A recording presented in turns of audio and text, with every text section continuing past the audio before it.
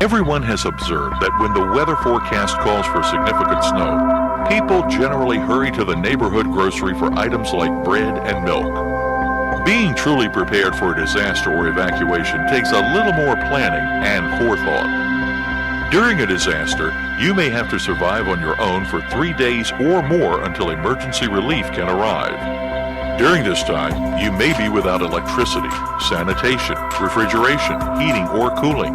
You may even be outdoors. To prepare for such an event, you will need to build an emergency supply kit and keep it freshly stocked with certain essential items.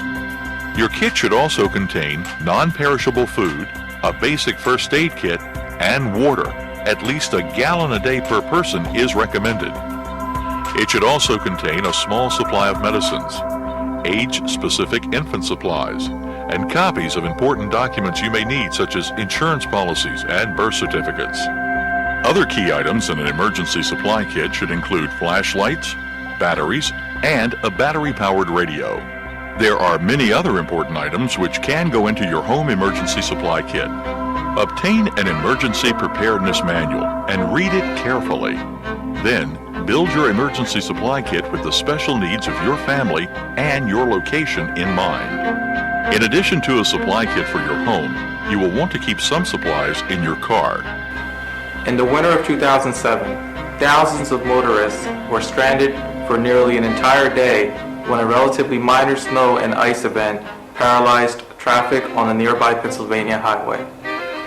When traveling during cold weather, remember to dress for the weather, not for the ride. Another key consideration of disaster preparedness is to consider the needs of family pets. For weeks following Hurricane Katrina, the media was flooded with images of stranded and starving family pets. Many people try to re-enter a disaster zone before the danger has passed in an effort to rescue pets left behind in the hurry to evacuate.